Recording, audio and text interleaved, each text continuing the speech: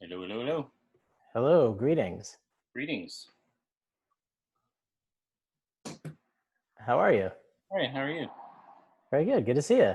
Good to see you too. Right on. Nice lighting in the background there through the window. A lot of windows there. There are some windows here. I'm in my parents' house in upstate New York, Which town are you in? in High Falls, in the Hudson Valley near New Paltz, I'm Kingston. just up the road. No way. Where are you? Yeah, I'm in the Hudson Valley. I know, but I'm on the other side. I'm just north of Rhinebeck, North of Rhinebeck. Oh, that's fun. south of Very cool. Hudson. South of Hudson. Very good. Actually, I just realized my dad's painting. Hold on. I have to. That painting is hilarious. Hold on. For sale. This is one of my dad's older works here. Hold on 1 second. Yeah, put a newer one up there that's for sale. A newer one. I mean, there's so many. I'm in the middle of inventorying his all his work. Uh-huh. Passed away last year, and He did? yeah. I'm sorry. Yeah. And so he was a painter and draftsman, and he's just so much work, and so to do all the stuff to like get it all together for my mom and whatnot. It's actually kind of an awesome process. It's really fun seeing it. Like that painting I hadn't even seen till very recent. Like that's like something he did when he was, I don't know, in his 30s or something. So anyway, it's exciting. It's fun. Yeah, I can imagine. My mom is she's alive, but she's got very advanced dementia. But I have all of her artwork. Not that she was that prolific, but she was very talented. I have sculpture. I've got watercolors and sketches, and right above here, and That's my nice. because my dad died a few months ago. I'm sorry. Yeah, it's been crazy, and so she's in a nursing home, being well taken care of. But I had to take everything of theirs. There was no longer. My parents don't have a place anymore. Yeah, that's crazy. That's a crazy. Yeah. That's a crazy feeling. I grew up in the city, and they moved out in 2012 from there, and that was an intense process moving. Like just because they had made so much art they moved in 65, or 67, and then moving all that artwork up to here was. Oh right. Yeah, that's an undertaking. Yes, but I'm sorry about your father. Thank you. Yeah, I'm going to the Berkshires a little later today, unless it rains. I don't know, but a friend of mine's in the Berkshires, and we did a hike last week, so we're supposed to do another hike today. But it just depends. Sounds great. Yeah, but it looks like it may rain. I don't know. We'll see. I may go anyway because she has to leave the Berkshires. Mm-hmm. So sorry about that. No problem. I have a pesky, probably related to my dad's death or something. Some collections place. Oh yeah, right. It's since I didn't. Yeah, I mean, I guess why would we know this? But it is crazy. Like so many. My mom is also doing the estates of her. Way too long a story, but the estate, and on top of finishing up my dad's estate, but then my mom's aunt is 101, and her son, who's my mom's cousin, died. He's 80 in his 80s, and he was like taking care of her. So now my mom is taking care of her and taking care of his estate, and it's like the amount of stuff and the amount of collection agencies and insanity. Right. Oh wow, so wacky. Well, I was glad that I know that your film is sort of popped. I mean, I'm glad you put it on my radar. Glad for the opportunity to have seen it. It was very entertaining. I thought your cast, you did a great job. Thank you. It's called The Outside Story. It's going to have a. Did you ever think a year ago, Casimir, that you would have a? And I figured now's the time. I don't know why it crashed, but thank you for holding on. Oh, sure. No, I was worried it was my signal. We were having some internet problems, but I haven't really. It's been pretty stable, but who knows? I might have to upgrade. The show is. I have to see and look into it a little bit more, but the whether or not this is a really really solid Wi-Fi here. But anyway, dig it. It took a little longer because also the recording from our first few minutes because that was downloading. So it had to start. Oh, right. Yeah, there's the processing thing. Yeah. So I had it stop. It was only like 3 or 4 minutes, but I think I was complimenting your film. Please go on. Maybe I missed it. We just go through it again. No, thank you. Everything you said was so nice. I was saying, did you ever think or imagine a year ago or whenever you were making the film that your premiere would be at a drive-in theater? No, not even remotely. In fact, I keep thinking, for this rooftop film screening on Saturday, I keep thinking, we're doing an intro, we're doing a Q&A, and I got the rules for the Q&A, and it's like, okay, masked up, it's in the middle of the venue. Yeah, well, and maybe it could be that my connection is, I don't know, I haven't had this experience before, but it could be it's just right now, for whatever reason, maybe it's a little spotty. I don't know, but we can. Yeah, yeah. Anyway, we can come around to that if we need to. Got it. So you're standing for the Q&A. You're standing in the middle of the space. Is what you're saying. Yeah, just like the rules and the way I'm picturing it, the fact that Dan Nuxall was telling me they can't amplify the Q&A, so it's going to be just in people's cars, so it's like you're talking into the void. And I just feel like I'm just trying to figure out the right way to be like, yeah, this is exactly how I pictured it. Yeah, to be like, yeah, right? Isn't it, when we were on set, weren't we all talking about how, boy, we can't wait till we're wearing masks in a pandemic, showing this on the pier in Sunset Park? Of course, that's indie filmmaking right there. So it's in Industry City on the pier where. I think it's actually further up. I think it's in Brooklyn Army Terminal. Oh yeah, I remember. I think I saw a screening I think I was at that space. Mm-hmm. Unless it's a separate, but I remember going to one that was right by Industry City out on a pier. Right. Yeah, it could be that one. It'll be exciting. People will be very excited for it. And it's a fun movie. The Outside Story. It was nice to see a couple of people there, and I knew. Yeah. But how many degrees what the heck's going on there? Who's that? That's my producer, Frank. Why would he be on this Zoom session? What? Frank, how did this happen? I meant, hold on, I didn't have my pants down. I wasn't ready for the full reveal. You're lucky you got on at. You're lucky you got on at all. Your timing was perfect because I was just saying I was saw some friends that were involved in this.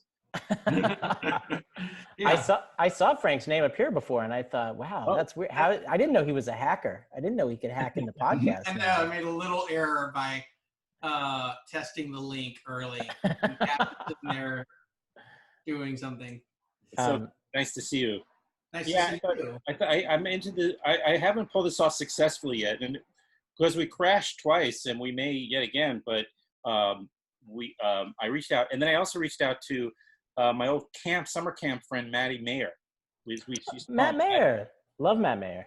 Yeah, so he's an old friend, and he actually did the podcast several years ago when I was living in Park Slope at the time. Mm-hmm. He's the best. He's one of my favorites. Absolutely. I was so happy he's in this film. Yeah, no, he's terrific in it. And Frank has been on. This is your 20th time on, or no, kidding, third, I think. I think it's your third visit. But I know you're only staying on a few minutes, but we're just kind of getting around to talk. We were just talking a little bit about the rooftop screening. Man, you must be, just while we have you, Frank, are you working on the future plan for, see what direction to go or directions to go? We are. First of all, I'll say it's a pleasure to be here. This is Cass's movie, 100%. So, in any way that I can be on and be of service, it's been a pleasure. Wow. But he's done the heavy lifting. Brian Newman, who brought me on, has really done a bang-up job through all pre-production, production, and post. And then Joe Steffens also, who we brought on to do line producing, is also carried a lot. And then obviously all of the crew and the cast. So I play a very small role here. I don't know about that. I think a little bit bigger than small. Maybe a little bit bigger. Virtue signaling and humble bragging all in one sentence. No, but Cass did a fantastic job. He set out, with a plan, and he executed the plan. It's a great film. We enjoy it. People love it. I think the rooftop screening is going to go fantastic. It's obviously ironic that it's a terrific time to have this movie coming out. Mm-hmm. Everybody knows it's got a great cast, but it's also it's unique in that it's just, it's a nice film, that doesn't attack you. You just sit down and you enjoy it, and it's, high quality in all respects without having to be, edgy in some way. And I think that was a real challenge going into it, and that's something that Cass wanted to explore and did. Yeah, and also a love letter to New York, as he has said in the past. Mm-hmm. It's just sort of a I didn't know what to expect, but it was just such a an enjoyable experience watching it the other day. And I just felt, it's solid film, well done, cast, and well written, directed. What a great cast! It looks like it's gorgeous. So and it's just thank you so much. And it's like it's one of those day in the life type of situations. It takes place, of course, is your main guy. Remind me of the character's name? Charles. Charles is locked out of his Brooklyn brownstone apartment, and it's just about all of the interactions. And, he's just recently broken up with the love of his life, and he's a bit having a bit of a hard time, but his mood as well as ours as viewers are lifted by the love and just the sense of community and everything else that's going on in the film. It's a terrific story. Thank you. Dare I call it feel good film. And it totally, I did not expect that ending. Wow. And sadly, if you're watching or listening right now, and I'm sure you are, who you are, as you're hearing me say this, but the rooftop screening is, sadly, for you, it's sold out.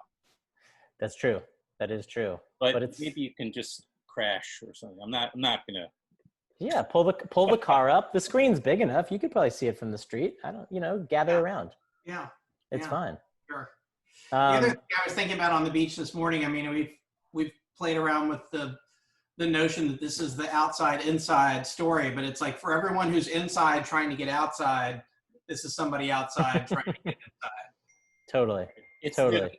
That's our current tagline. Right. A nice little part of the component to Charles is that he's a bit of an agoraphobe, maybe, or he's just a shut-in, an admitted shut-in. So, and he's locked out. So it's like a nice kind of.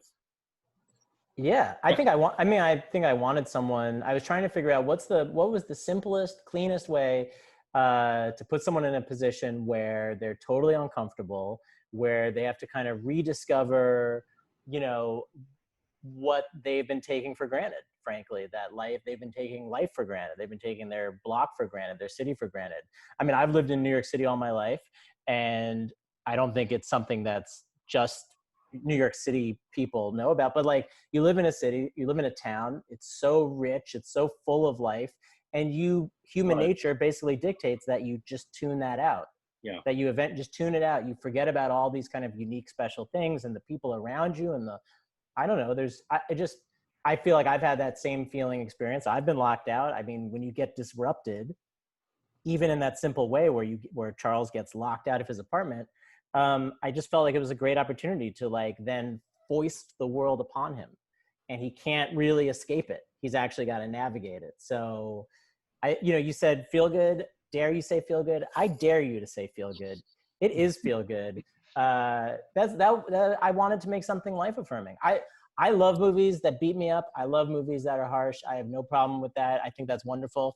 But when a movie is genuinely hopeful without being sentimental, without being maudlin, I think that's such a special thing. And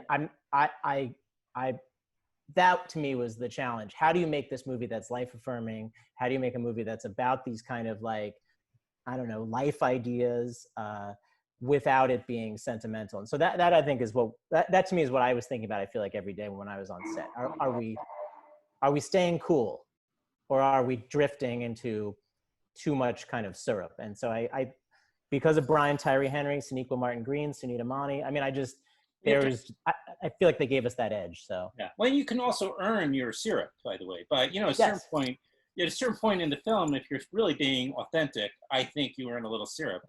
Yes, you're absolutely right. Exactly, earning that syrup. I think that was that was the catchphrase. Earn the syrup, everybody. Come on.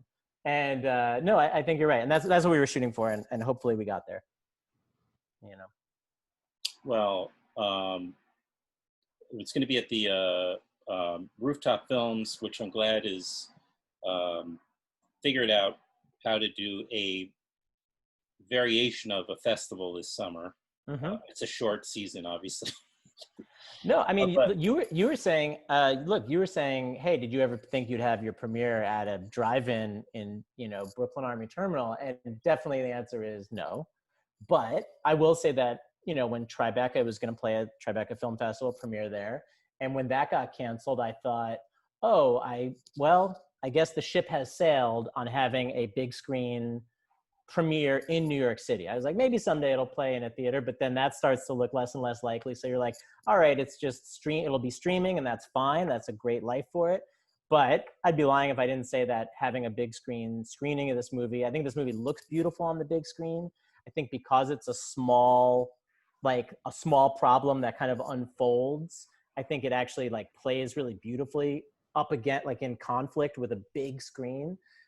So I thought that ship had sailed. And so I just have I'm so happy that there's this weird paradigm shift with festivals happening where drive-ins, of course, drive-ins are happening. And with Rooftop, that's amazing. I love Rooftop Films, and there's other festivals on the horizon, and they're all really exploring how to put this on the big screen in a low anxiety way. I'm living up in the midst of the area that, where Woodstock Film Festival takes place. And I think that they were trying to, that's where Frank and I actually met some 5 years ago or something. But great festival. Love Woodstock. I'm now living across the river in Red Hook, I guess, centrally, Tivoli, Red Hook area. Near the Bard Film very Center. Close to the Bard. Yeah. They show great films. Well, maybe not right now. Yeah. Well, I came up here just so you get a little breathing space, but also there is normally art chock full of arts up here, but not this summer, of course. But But I think that the reason I brought it up was because I remember seeing a picture of the woman who runs the Woodstock Film Festival at a drive-in very early on, checking out local drive-ins. So definitely, I mean, it would be pretty cool if that is what they're planning. Yeah, I think they've been doing there's a drive-in in Greenville, somewhere, I think a town called Greenville is where they've been doing it, but there's a few in the area. I think drive-ins are actually kind of amazing. I mean, I haven't been to a drive-in in probably 15 years, but I am excited for the drive-in renaissance that I think is upon us at this moment. Did they get a frequency? Is that how it works? Yeah, they put it up on this big screen, and then they pump it through 88.1, whatever the kind of low FM station is. They push the audio through there. That's why the Q&A is so hilarious, because there's no speaker. You're just as Dan put it, you're just talking into the void as the audio plays in the cars. So you might get a honk if you land the joke, but short of that, you have no idea if anyone's listening. Right. And your cinematographer was? Her name is Zelmira Gainza, and she's wonderful. She's truly wonderful. Frank was talking about some of the people that really got this film to happen, and Zelmira is definitely one of them. And this was her second feature, I believe, second narrative feature. Wow. And just an incredible, essential collaborator right from the beginning. Really wonderful person to make this film with.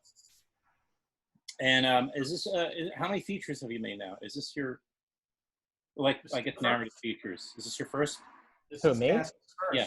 My first. This is number one. I've made over 100 short films, and I got a little too. I had to break the addiction to the short film But this is my first feature. Yeah, we're looking forward to seeing the script to number 2. Absolutely. It's ready. It's almost ready. Guys, I gotta jump off. I've got people that are waiting for me. Not as important as you two, but I should give them some of my time nonetheless. Frank, it's so nice to see you. Thanks for being game, and so much fun. Yeah. So, I mean, the outside story, you can just find it, on social media, and you can just follow us and figure out what's coming down the pike. Obviously, there are going to be more festival screenings, and there's going to be distribution. And, it's one of those casts where it's like, oh, I know that person. I know that person. I know that person. Totally. So, and I think it's going to have a long life through word of mouth, and because people are going to enjoy it. Mm-hmm. I agree.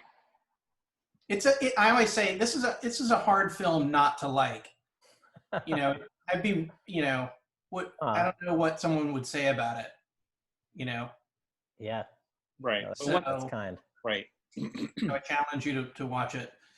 Cass, congratulations. Adam, great to see you. Thanks for reaching out to me. I appreciate it. And I look forward to seeing you both in another time and era. Okay. Yes. Frank, great to see you. We'll do it again. Thank you. Take care, guys. What a bastard. I like that. That was exciting. I feel like that got my heart pumping. I was like, Frank's here. What's happening? What's going on? Yeah. I reached out to Maddie visiting his folks, and I think he was running around out and about. But I sent him the link. I said, just in case just in case you can make it happen.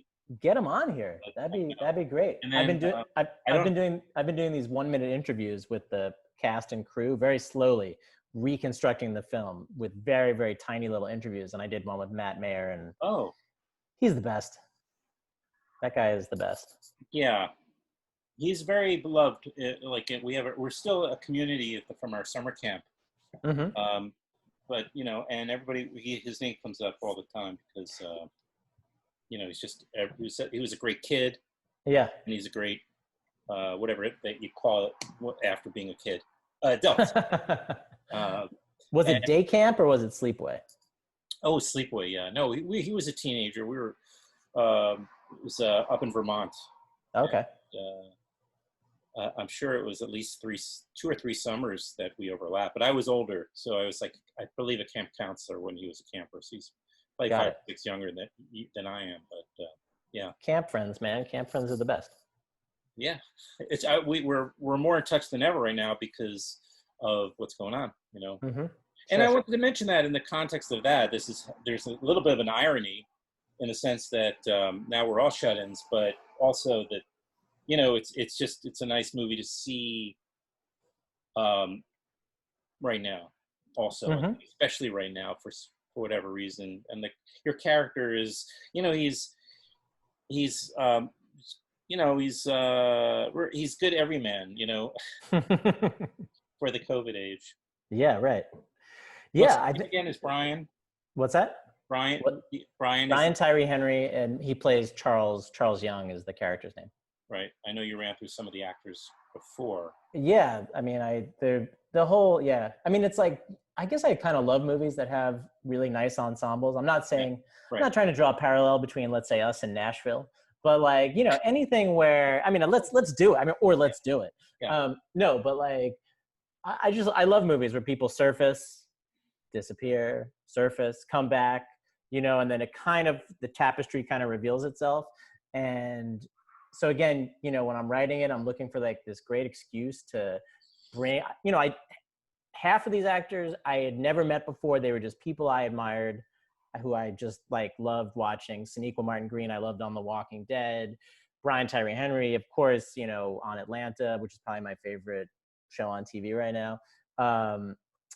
Sunita Mani, who is in my favorite music video of all time, the Turn Down for What music video. She's also on Glow now. And then the other half were people who I just know from the theater world and from New York indie circles, like Matt Mayer. My wife is in it, Hannah Boss. She plays Paige, the pregnant woman. And she's she has a theater company. And so I know Matt through her, and I know Michael Cyril Creighton, who plays the upstairs neighbor, through her. Rebecca Naomi Jones is someone who, you know, again, I've also Little admired girl? from afar. What's Who's that? who's the little girl? The little girl is Olivia Edward. Now she's someone who I didn't know personally, but just I love the show Better Things, which is on FX, Pamela Adlon show, and she plays Sure. the Oh, young. she's one of the girls. I thought she was way too good. This She, kid is amazing. I mean, yeah, she's great. yeah, She's really great. she knows how She to play, act. she plays the youngest daughter on Better Things, and she was. I mean, everyone on this movie was so game. We shot it in 16 days. We shot it very quickly. We ran very fast. I also want to give a shout out while I'm talking about scheduling to my first AD, Laura Klein, who just, again, just a genius wizard.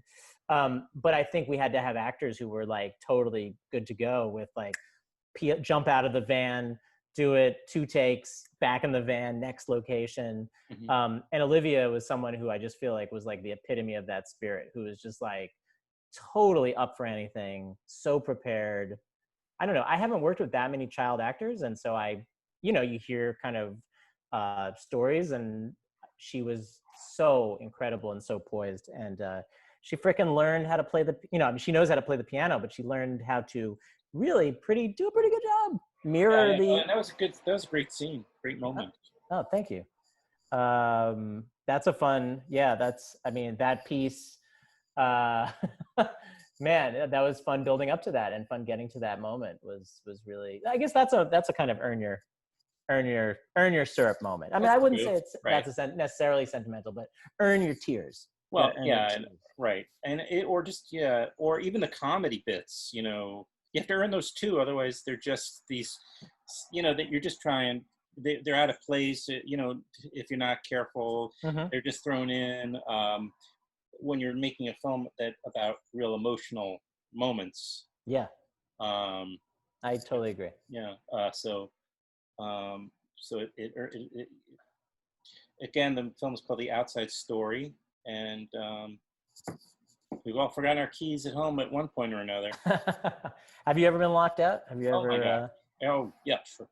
I've been locked out a fair number of times. I don't even consider myself that scattered a person, but I think I've Yeah. lived in a lot of apartments that doors lock when they close. I don't know why. Right. I guess in New York City that feels right.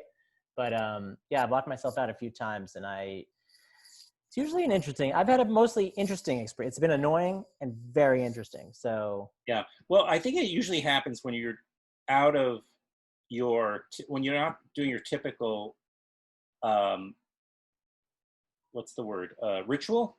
Mhm. In other words, you leave your keys in a specific place, right. and you leave them there when you walk in, and you grab them on the way out. And Yep.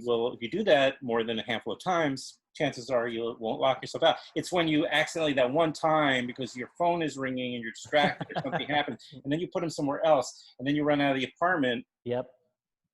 That's when you forget it, that kind of thing. So It's true. It's true. It's and you know, fate intervenes in some way and makes you be so locked always out. good to have a neighbor with the keys. It's true. But I think well, probably within a few more years, you figure there'll be an app. But of course, you can leave your phone at home too. Yeah, there'll always be a way to be locked out. If not your home, then your car. You might be locked out of your car. You might be locked out of work. There's like lots of ways to be locked out. Better locked out, I kind of feel like, than locked in. I mean, that's so just I can't tell you how many times I've locked myself in my car. It's really embarrassing. that's tough. You Yeah. just gotta keep driving at that point. That's pretty much it, you know. Pretty much. Yeah. All right. Well, I will be posting this video. I think I know I'll have to edit it together to make it into I'll do a little editing, but I want to get this up today. That's wonderful. It might be later tonight, but we'll have enough time or if I can work on it, I have about the next 40 minutes.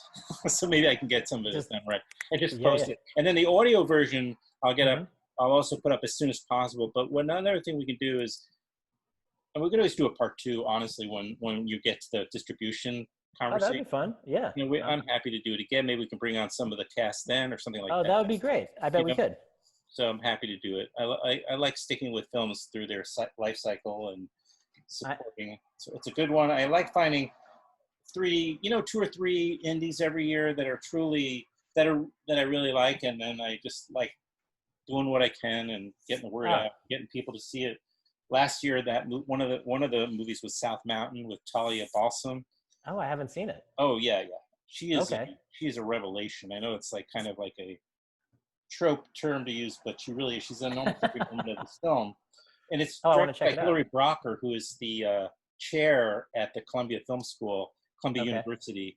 But she's only made maybe 3 features in her, of her own. And this one, South Mountain, it was in the film festivals in the last year or so. And it was sort of Maryland, but I think it was at South by. And then it went to, it was at Cinema Fest. It had a really good run. Mm-hmm. Well, I'm gonna check that out. I feel like South Mountain. You can watch it now. It's on iTunes, what have you. Got it. No, that's great. Yeah, check it out. It's a really good movie. Okay, good. I will. I'm gonna put that. That's on the list. I've been watching some good stuff. I feel like that's another pandemic pastime is find the movies, fill the gaps of the movies that you've missed in some way. Yeah. I watched Irma Vep the other night. I'd never seen Irma Vep. I'm ashamed to say, and damn, is that a good movie? Just throwing it out there. Yeah, Michelle. Irma Vep was rather. It's an Olivia Assayas movie. Yeah, Assayas. So he did my podcast. Oh, I've got years ago. That was intimidating. I can imagine. But he was very friendly, very nice. I really love his movies, and man, yeah, it was fun. It was fun. That was one that I thought missed when it came out. I have to see it again. Yeah. It's so good. I mean, it's so also if you love films about film, I mean, it's it's one of the essential ones, I think. For sure. Sure. Yeah. All righty. Well, maybe we'll run into each other up in the Hudson Valley. Hey, that would be fun. That would be great. Glad we were within the same, county-ish. Maybe you're in Dutchess. You might be in Dutchess. I'm actually funny. I essentially am for all intent, but I'm right over the border in Columbia County. But you can walk. No, it's like a minute down the road. I'm like right over the border. I'm on the south border of Columbia. Then we'll never meet. That's it. Yeah, Columbia. I draw the line at Columbia County, so the bridge too far, literally. Exactly. But what's the local? I guess you're right over the Poughkeepsie Bridge or what have you. Yeah, I'm like by. Do you know where Mohonk is or Minnewaska? Sure. So I'm right. We're right next to. Yeah. We're right next to Mohonk, and I almost moved into Kerhonkson. Wonderful town. I did a lot of partying there in my youth. That's a great place to hang. Right at the foothill, right at the foot of the Mohonk, And yeah, absolutely. No, I love Kerhonkson. I love this whole area, and High Falls is kind of like the tiny little town in the midst of all those different places. It's good stuff, man. A lot of swimming holes. If you like a good swimming hole, I do. I'm looking for one. There's a great one right here. I'm sure you've got ones that are closer, but maybe. Deep Hole. It might be a nice thing to do. Deep Hole. Highly recommended, especially if you can get there on a weekday. What is it called? Deep Hole. Deep Hole, okay. And it's in Accord, and it's a damn I know fine. Accord. My friend has a house there, but I haven't been there, but I know Accord. Damn fine swimming hole, and it's kind of in the midst of a long stream, so you can kind of find lots of spots if you're. Oh, great. It's great. Yeah. Well, we have each other's phone numbers now too, so let's figure something out this summer. That'd be great. Adam, it's like such a pleasure to do this show and such an honor too. I know. And you've been somebody who wanted to, eventually it's nice to bring on everybody. And, you've always been a very nice person. I've liked a lot of your shorts. And thank you. So it was like always, this was just the right timing and the right moment. Everything fell together perfectly. That's great. I feel the same way. Thank you so much. You bet. All righty. Cool, man. Talk to you soon. You bet. Okay. Bye-bye. Bye now.